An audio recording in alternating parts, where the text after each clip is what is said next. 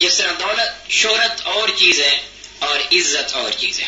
یہ بعض الفاظ اپنا صحیح مفہوم جب کھو بیٹھتے ہیں تو اہل ایمان بھی پریشان ہو جاتے ہیں کہ یہ کیا ہو گیا. آج کوئی میر جعفر تو اپنے بچے کا نام نہیں رکھتا، ٹیپو رکھتے ہیں، حالانکہ ٹیپو تو سرنگا پٹم کے علاقے میں ذبح ہو گیا تھا، اس کی لاش کے ٹکڑے ٹکڑے کر ڈالے گئے.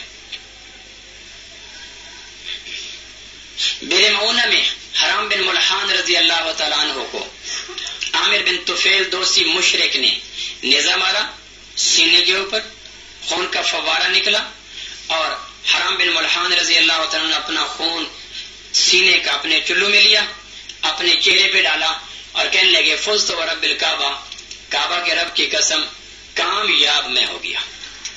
تو فتح تو ہوئی تھی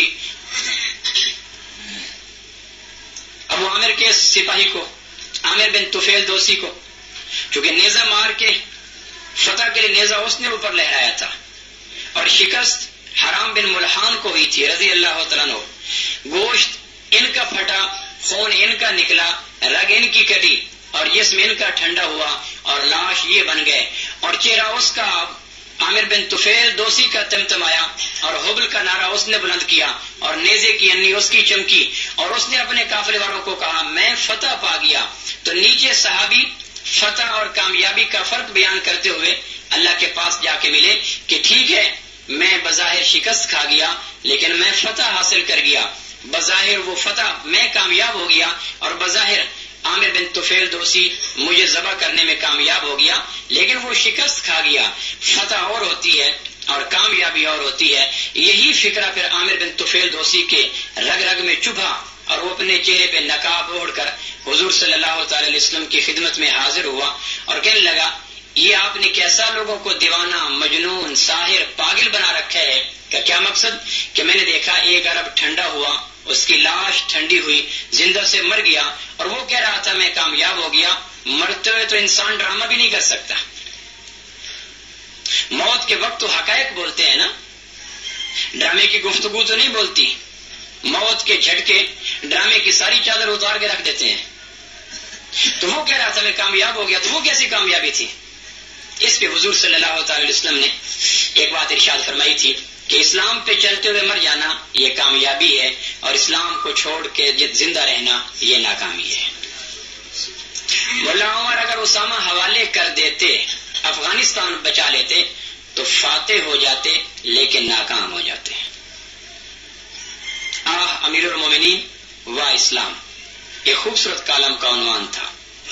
مولا عمر اگر اپنے ایک اصول اختیار کیا تھا کہ دین اسلام کائنات میں عدل کا نظام ہے، اسلام کے علاوہ کائنات میں عدل کو نہیں دے سکتا. یہودیوں نے کہا اپنا ایک مہمان ہمارے حوالے کرو، ہم اس کو لے کر اپنے علاقے میں جا کر تفتیش کرنا چاہتے ہیں. تو مولا عمر نے کہا کہ اگر میں اپنا آدمی تمہارے دین کے مطابق عدل کے لیے حوالے کر دوں تو اس کا مقصد ہے کہ دین عدل تو پھر یہود ہو گیا، اسلام تو نہ ہوا، اور دین عدل تو اسلام ہے. اب اپنے ثبوت پیش کریں، میں عادلانہ نظام کے زیر سایہ تحقیق کروں گا، اگر قصوروار نکلا تو اسلام سزا دے گا، کم از کم اپنے آدمی کو پنجہ یہود میں حوالے نہیں کر سکتا. یہ ایک موقف اپنایا گیا، ایک نظریہ اپنایا گیا.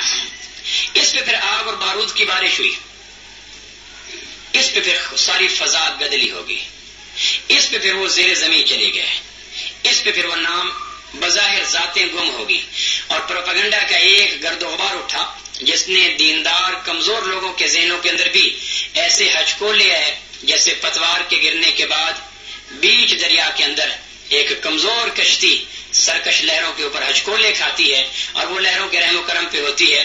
یوں ہچکولے آنا شروع ہوئے کہ اگر ملا عمر حق تھا تو پھر شکست کیوں کھا گیا؟ ذہن میں یہ تھا کہ بش چونکہ فتح پا گیا لہذا فاتح کامیاب ہوتا ہے، حالانکہ یہ مفہوم اس سرے سے غلط تھا. فاتح کامیاب کہاں ہوتا ہے؟ ورنہ حرام بن ملحان شکست خوردہ ہے. شکست کے معنی ہوتے ہیں ٹوٹ جانا، شکست و ریخت. شکست کا لفظی معنی ہے ٹوٹ جانا، ریزہ ریزہ ہو جانا. تو ریزہ ریزہ جسم ہوتا ہے، نظریات نہیں ہوتے. فتح کے معنی ہوتے ہیں کھل جانا، اللہم افتح لی، اے اللہ میرے لیے کھول دے. تو فتح سے کامیابی کا مفہوم نہیں نکلتا، اور شکست سے ناکامی کا مفہوم نہیں نکلتا، جس طرح عزت اور شہرت الگ چیزیں ہیں۔ تو خیر بات آگے پیچھے ہوگی۔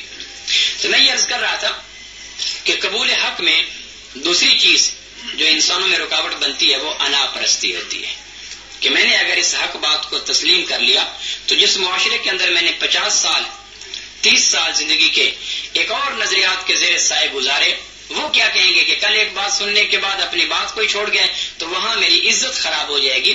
اسلام کہتا ہے کہ لوگوں کی رسوائی کا اتنا خوف ہے، آسمان والے کی پذیرائی کا تمہیں کوئی شوق نہیں ہے۔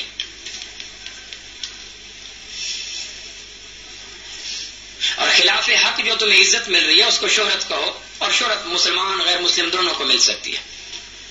تیسری بات جو قبول حق میں رکاوٹ ہے وہ زر پرستی ہوتی ہے۔ انا پرستی، ابا پرستی اور زر پرستی، یہ تین وہ سنہری زنجیریں ہیں جن کو لوگ خود ڈالتے ہیں، توڑنا چاہتے نہیں ہیں۔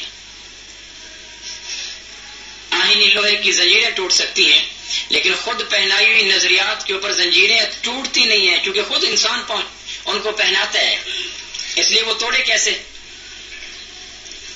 تو تیسری وجہ یہ ہوتی ہے کہ اگر میں نے حق کو تسلیم کر لیا، سچ بات کو مان لیا، تو مفادات کا ایک ریلا، مال دولت کا ایک سیلاب بلاخیز، درہم ڈالر کی ایک چمک دمک، دنیاوی کثرت، مال کی کثرت، تو اس کا گراف گر جائے گا، چمک دمک کم پڑ جائے گی۔ اگر میں نے اس بات کو تسلیم کر لیا تو وہ چیز جو وہ آتی ہے، کبھی وہ آتی ہے، کبھی وہ آتی ہے، میں نام نہیں لینا چاہتا، آپ سمجھ گئے، تو وہ کم پڑ جائے گی اگر میں نے اس حق بات کو تسلیم کر لیا۔ تو اسلام کہتے ہیں اللہ کے بندو، اسلام کے احکامات کا صلہ صرف دنیا میں نہ چاہو، جنت بھی کوئی چیز ہے۔ زرپرستی کی ساری توجہات دنیا کی طرف ہی نہ موڑ دو، تمہارے اعمال کا بدلہ کچھ جنت بھی ہے۔ اور گھبراؤ نہیں، اگر یہاں 4 دن کی چمک دمک چھن بھی گئی تو ہم تمہیں وہ کچھ عطا کر دیں گے جو تمہارے وہم و گمان میں بھی نہیں ہوگا۔ مالا عجن رات ولا اذن سمعت ولا خطر علی قلب بشر، جو جس نعمتوں تک تمہارے تخیل کی پرواز بھی تھک جاتی ہے، ہم تمہیں وہ کچھ عطا کریں گے، گھبراتے کیوں ہو؟ اور اگر آج 7 بر اعظم بھی تمہارے قبضے میں آ گئے تو بالآخر چھوڑ ہی دو گے نا۔ اس لیے 4 پیسوں کے حصول کی خاطر حق نظریات کو دیں بے مت کرو۔ تو یہ 3 باتیں بڑی زوردار پتھر ہوتے ہیں انسان کو جادہ صراط مستقیم پہ چلتے ہوئے، راہ ہدایت پہ چلتے ہوئے، یہ 3 پتھر ہوتے ہیں۔ اور ابراہیم علیہ السلام کے فلسفہ قربانی یہ ہمیں بتلاتا ہے کہ ابراہیم علیہ السلام کو کہا جا رہا ہے کہ جس معاشرے میں تم دعوت دیتے ہو ان باتوں کو ہم نے اپنے بڑوں کو کرتا ہوا تو پایا نہیں ہے۔ یہ تم کہتے ہو یہ بت کچھ نہیں کر سکتے، فلاں کچھ نہیں کر سکتے، فلاں کچھ نہیں کر سکتے، کرنے کے سارے اختیارات آخذ بناصیتہا اللہ کی مضبوط مٹھی میں بند ہیں۔ وہ مٹھی کسی کے لیے کھل جائے تو کوئی بند نہیں کر سکتا، اور وہ بند کر دے تو کوئی مٹھی کھول نہیں سکتا۔ تمہاری یہ باتیں بھلی تو ہیں لیکن ہم نے اپنے بڑوں کو کہتے ہوئے پایا نہیں ہے۔ اس پہ ابراہیم علیہ السلام کہتے ہیں بڑے کون ہیں؟ انی وجہت وجہی للذی فطر السماوات والارض، میں نے ان بنے ہوئے سے بنانے والے کی طرف رخ پھیر لیا ہے، اس لیے مجھے بنے ہوئے کے چکر میں مت ڈالو، میں اپنے دماغ کا رخ بنی ہوئی چیزوں سے بنانے والے کی طرف پھیر چکا ہوں۔ یہ پہلا زوردار جھٹکا ہے جو ابراہیم علیہ السلام نے اپنی قوم کو دیا ہے کہ ابا پرستی کے چکر میں مت پڑو، حق اصل چیز ہے، حق کی شمع جس ہاتھ پہ ہے روشنی لے لو، یہ مت دیکھو کہ شمع بردار کون ہے۔ حکمت مومن کی گمشدہ میراث ہے، حکمت سے غرض ہے، یہ مت دیکھو کہ کہاں سے آ رہی ہے۔ دنیاوی معاملات میں تو ہم بڑے محتاط ہوتے ہیں، گھڑی گر جائے اور کسی بھنگی کو مل جائے، خاکروب کو مل جائے، گندگی کے گٹر صاف کرنے والوں کو مل جائے تو ہم یہ کہہ کر لے لیتے ہیں کہ ہمیں گھڑی سے غرض ہے، ہمیں گندگی والے ہاتھوں سے غرض نہیں ہے۔ تو دنیاوی متاع اور دنیاوی چیزیں تو ہم لیتے ہوئے نہیں کہتے